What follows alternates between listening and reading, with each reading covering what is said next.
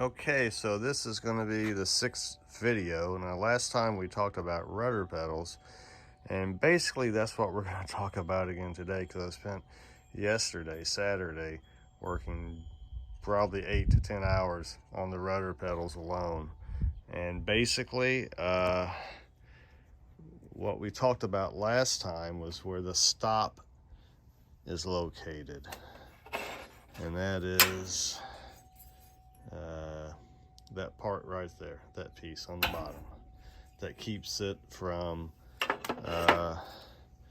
traveling too far this way and fouling against this bracket. So I said in the last video I was going to get new pedals from Wag Arrow, and I did just that, and that's one of the new pedals. It's a thing of beauty, isn't it? So, but for my aircraft, this particular airframe, it didn't work out as I had planned. So the stops that they have here are at, I think, 3/4 of an inch. And let me see if I can get my scale here.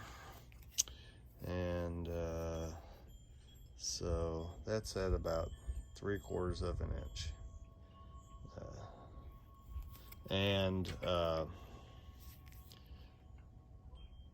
The Piper drawing says it should be about 7/8 of an inch.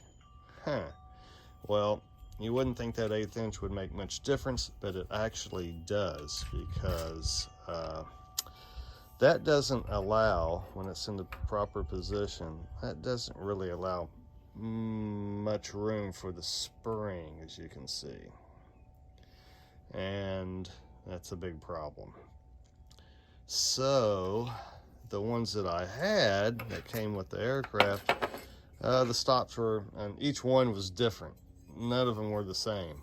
So for instance, this one is way over here next to the vertical, which in fact leaves a lot of room for the spring, but it would rub, the vertical would rub, and that weld would rub. So that was not good.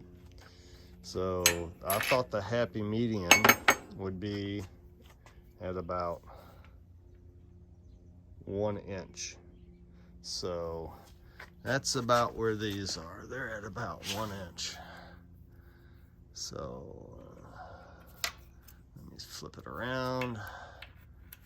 So right there, it's at about 1 inch. And for this airframe, that seemed to work pretty good.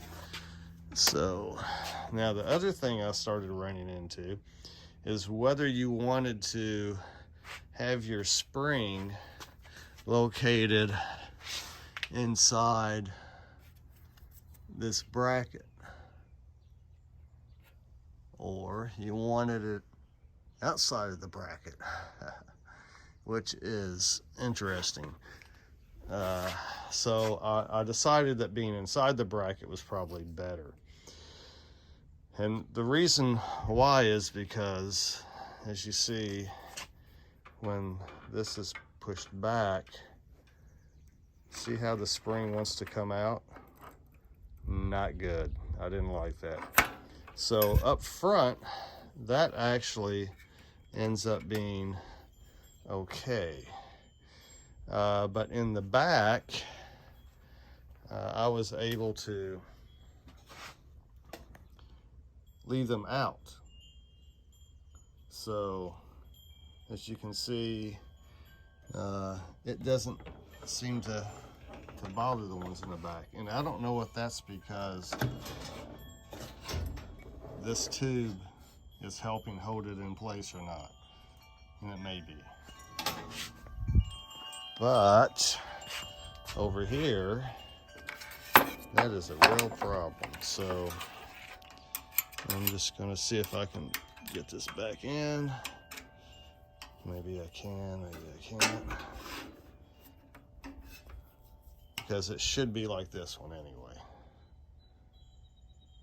because both of the front ones were doing this exact same thing. But once I put it inside, it worked fine. The problem you run into, though, is that with it setting inside here, whenever you put pressure on the spring, you increase the tension. It wants to clamp down on that horizontal tube right here, the pivot tube, which ends up being not good because it adds a little binding to the whole system. And right now, I believe I have everything not really binding, but I just haven't lubricated. So it has a little bit of a tension to it. So that's going to get worked out in the future. And so the next thing to do is, I guess, go back there and figure out whether the rudder is at its limits. So the limits are 30 degrees left, 30 degrees right. And so that's what I'm going to check to see if that's right. And if it is, good. If not, then I guess I'm going to have to do a little playing around with that. So anyway, that's the video. Have a great day.